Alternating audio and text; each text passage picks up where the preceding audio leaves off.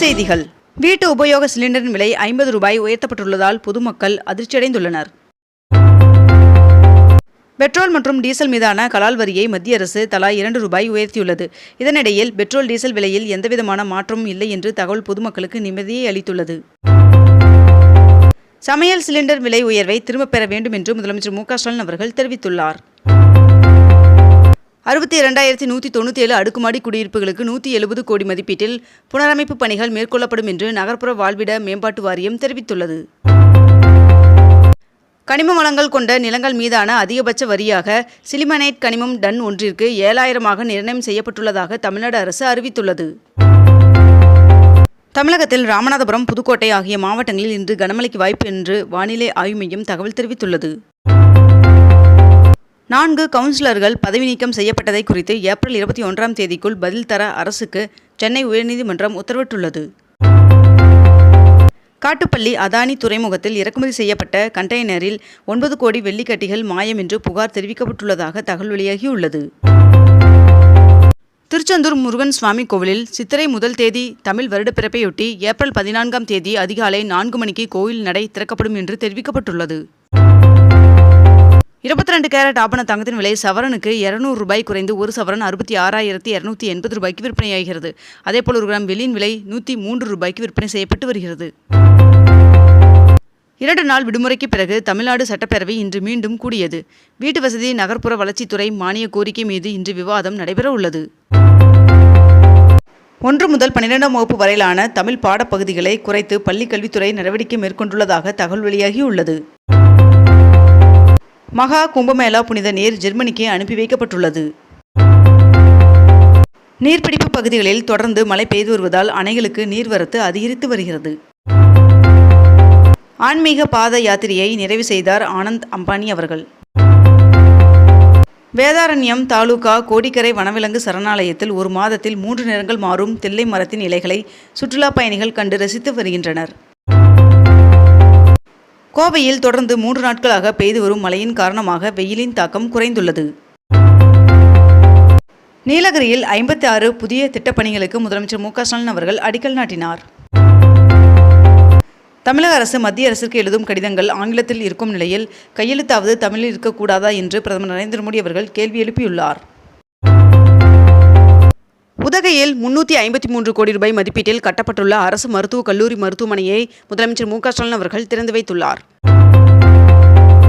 தமிழகத்தில் உள்ள பள்ளிகளில் வருகின்ற 17ஆம் தேதிக்குள் தேர்வுகள் நடத்தி முடிக்க அறிவுறுத்தப்பட்டுள்ளது. பாம்பன் பாலத்தில் இன்று முதல் அனைத்து ரயில்களும் இயக்கப்படும் என்று தெற்கு ரயில்வே அறிவித்துள்ளது. தமிழகத்தில் இன்று புதுக்கோட்டை, திருவாரூர், தென்காசி ஆகிய மாவட்டங்களில் உள்ளூர் விடுமுறை அறிவிக்கப்பட்டுள்ளது.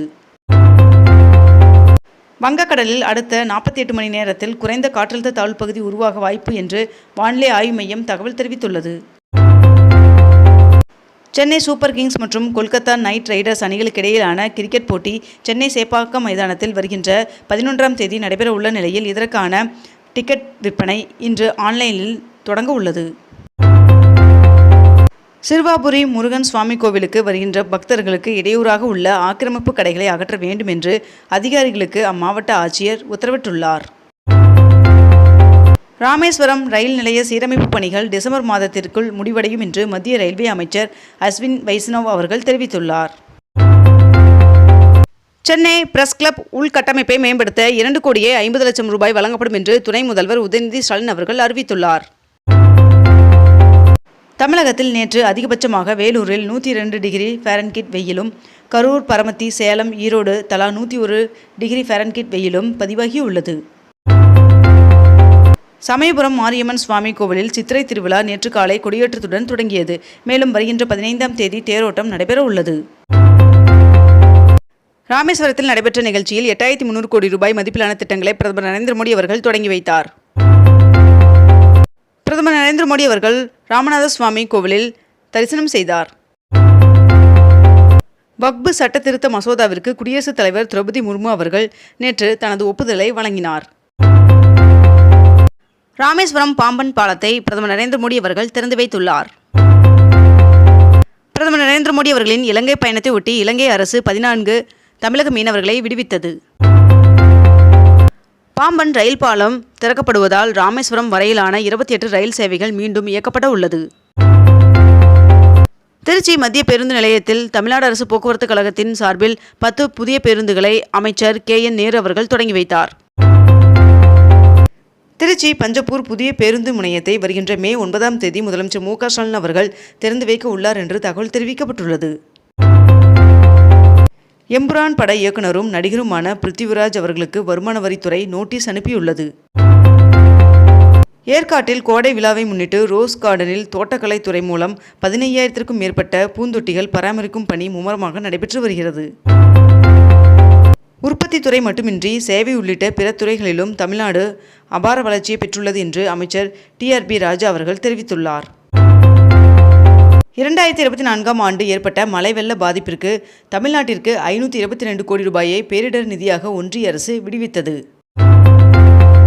வருகின்ற 2029ஆம் ஆண்டு நடைபெற உள்ள பாராளுமன்ற தேர்தலுக்கு பிறகுதான் ஜனாதிபதி ஒரே நாடு ஒரே தேர்தல் நடைமுறையை தொடங்குவார் என்று மத்திய நிதியமைச்சர் நிர்மலா சீதாராமன் அவர்கள் தெரிவித்துள்ளார். கோவை மாநகராட்சிக்கு செலுத்த வேண்டிய சொத்து வரிகளை ஏப்ரல் 30ஆம் தேதிக்குள் செலுத்தினால் 5% சிறப்பு சலுகை என மாநகராட்சி சார்பில் அறிவிக்கப்பட்டுள்ளது. கோகுலம் சிட் ஃபண்ட் நிறுவனத்தில் 1,50,00,000 ரூபாய் பறிமுதல் செய்யப்பட்டுள்ளதாக அமலாக்கத்துறை தெரிவித்துள்ளது. தாம்பரம் நாகர்கோவில் இடையிலான அதிவிரைவு சிறப்பு ரயில் சேவை மே 5ஆம் தேதி வரை நீட்டிக்கப்பட்டுள்ளது. இலங்கை சென்றிருக்கும் பிரதமர் நரேந்திர மோடி அவர்களின் முன்னிலையில் இந்தியா இலங்கை இடையே பாதுகாப்பு, சுகாதாரம் உள்ளிட்ட பல்வேறு ஒப்பந்தங்கள் கையெழுத்தாகின. இலங்கை சென்றுள்ள பிரதமர் நரேந்திர மோடி அவர்களுக்கு அந்நாட்டின் மிக உயரிய விருதான மித்திர விபூஷண விருதினை அந்நாட்டின் அதிபர் பிரதமர் நரேந்திர மோடி அவர்களுக்கு வழங்கி கௌரவித்துள்ளார். கோடைகால விடுமுறைக்கு வெளியூர் செல்ல ஆன்லைன் முன்பதிவு செய்யும் 75 பயணிகளுக்கு சிறப்பு பரிசுகள் வழங்கப்படும் என்று தமிழ்நாடு அரசு போக்குவரத்து கழகம் அறிவித்துள்ளது.